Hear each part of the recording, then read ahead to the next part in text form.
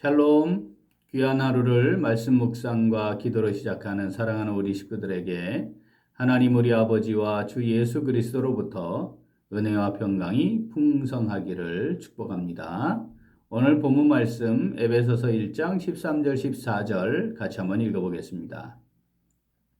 그 안에서 너희도 진리의 말씀 곧 너희의 구원의 복음을 듣고 그 안에서 또한 믿어 약속의 성령으로 인치심을 받았으니 이는 우리 기업의 보증이 되사 그 얻으신 것을 속량하시고 그의 영광을 찬송하게 하려 하심이라. 아멘.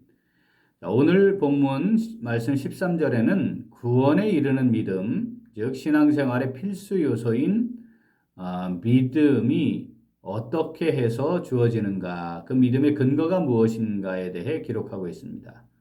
에베소서 1장 13절 한 번 더 읽어봅니다. 그 안에서 너희도 진리의 말씀 곧 너희의 구원의 복음을 듣고 그 안에서 또한 믿어 약속의 성령으로 인치심을 받았으니. 아멘. 자, 믿음의 근거는 진리의 말씀 곧 구원의 복음을 듣고 그것을 믿는 것입니다. 이것은 구원에 대한 가장 기본적인 내용이지요. 로마서 10장 17절에는 이것을 보다 명확하게 기록해 놓았습니다. 같이 읽어볼까요? 그러므로 믿음은 들음에서 나며 들음은 그리스도의 말씀으로 말미암았느니라. 아멘. 자, 믿음으로 구원받는 것을 새 생명을 얻는 것이라고 하는데, 자, 새 생명, 즉 영적 생명은 영의 양식에 의해 생존하고 성장하고 성숙할 수 있습니다. 반드시 말씀을 읽어야 하고 마음에 새겨서 묵상하여야 하죠. 자, 믿음의 시작이 진리의 말씀 곧 구원의 복음의 말씀을 듣고 믿는 것인데 그 이후에도 자, 말씀을 읽고 마음에 새겨 묵상하는 것이 생존 그리고 성장과 성숙을 위해 반드시 필요한 것입니다. 자, 말씀을 읽는다는 것은 머리로 지식을 얻는다는 것과 다른 차원입니다. 이것은 우리가 몸의 건강을 위해 반드시 좋은 영양분을 가진 음식을 가리지 않고 규칙적으로 잘 먹는 것처럼 자, 이 영적 생명, 그렇죠? 영적으로 건강한 삶을 살기 위해 영의 양식을 먹는 것과 같은 것입니다. 그러므로 먹지 않으면 이 생명이 생존도 불가능하고 건강하고 활력 있는 삶을 사는 것 가능할 수 없습니다. 자, 그러면 먹기만 하면 되는 건가요? 그렇지 않죠. 우리가 몸을 위해 좋은 음식을 준비해서 먹고 또 가려 먹고 하는 것처럼 좋은 것을 잘 먹어야 합니다. 예수님께서 생존해 계실 때에도 자, 이단들이 있었죠. 예수님을 빙자한 자들이 있었습니다. 자칭 그리스도인들도 있었습니다. 또 아주 교묘하게 예수님의 말씀을 바꾸거나 또는 예수님의 제자가 아닌데 제자인 것처럼 하는 이들도 있었습니다. 그때부터 시작된 이단들이 지금도 존재합니다. 자, 이단들을 우리가 확인하고 구분하는 가장 명확한 기준이 하나 있습니다. 그게 뭐냐면 하나님의 말씀을 진리의 말씀으로 인정하느냐입니다. 세상의 철학과 학문을 기준으로 성경을 해석하려 들거나 인본주의적 철학에 기반한 이론들을 바탕으로 성경을 부분적으로만 인정하려 들거나 인간의 이성과 지식을 기준으로 합리적인 조화를 시도하는 것들은 성경을 인정하는 것처럼 보이지만 진리의 말씀을 거부하는 겁니다. 오늘 말씀 본문에 자, 진리의 말씀 곧 너희의 구원의 복음을 듣고 그 안에서 또한 믿어. 하나님의 말씀으로 우리에게 허락하신 성경, 자, 이 성경을 진리의 말씀으로 잘 듣고 그 말씀을 잘 새기고 바르게 제대로 순종함으로 믿는 것. 이것이 하나님께서 우리에게 주신 구원의 은혜요. 구원의 은혜를 누린 사람들이 영적인 삶을 이 땅에서 살아가는데 가장 기본적인 원리라 하겠습니다. 자, 오늘 말씀 내게 주시는 말씀으로 받아 묵상하며 순종하는 성도들은 어떻게 합니까? 자, 진리의 말씀에 근거한 믿음으로 참된 신앙생활을 이어갑니다. 한 번 더. 진리의 말씀에 근거한 믿음으로 참된 신앙생활을 이어갑니다. 구원받은 성도들은 성령의 내주하심을 경험하게 됩니다. 진리의 영이신 성령으로 말미암아 하나님의 말씀이 깨달아지고 내게 주시는 말씀으로 받아 새기게 됩니다. 그러므로 참된 믿음을 바탕으로 한 신앙생활의 시작은 하나님의 말씀을 제대로 알고 마음에 새겨 순종한 것이라 할 수 있습니다. 자, 참된 신앙생활의 시작. 자, 하나님의 말씀을 제대로 알고 그것을 마음에 새겨서 순종하는 것이다. 라는 것을 잊지 말아야 합니다. 하나님의 말씀을 제대로 모르는데 신앙생활의 다양한 요소들은 지니고 있고 경험도 많은 사람들이 교회 안에 꽤 있습니다. 또 지식이 많은 사람들도 꽤 있습니다. 사실 이것은 온전한 신앙생활을 하는데 매우 많은 문제를 지니게 됩니다. 기도하고 찬송하고 봉사하고 선행을 하고 뭐 이런 믿음을 가진 사람들, 신앙생활을 하는 사람들에게 자연스럽게 나타나는 삶의 열매들이 있지요. 그런데 이것이 신앙생활의 열매로 나타나는 모습이 아니고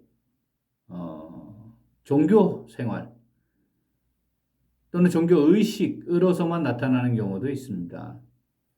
이것이 정말 제대로 바른 신앙생활의 모습이라고 하려면 앞에 뭐가 있어야 돼요? 하나님의 말씀을 제대로 알고 제대로 이해하고 말씀대로 순종함이 전제가 되어야 합니다. 하나님의 말씀을 제대로 모르면서 종교 활동으로 예배드릴 수 있잖아요. 하나님의 말씀도 제대로 이해하지 못하면서 종교 의식으로서 종교 활동으로 기도도 하고 노래도 할 수 있습니다. 또 하나님의 말씀을 제대로 모르면서도 봉사 활동 얼마든지 할 수 있습니다. 하나님의 말씀을 부분적으로 인정하면서 이성과 세속적 이론에 근거한 지적 탐구 활동 이것도 활발하게 할 수 있습니다.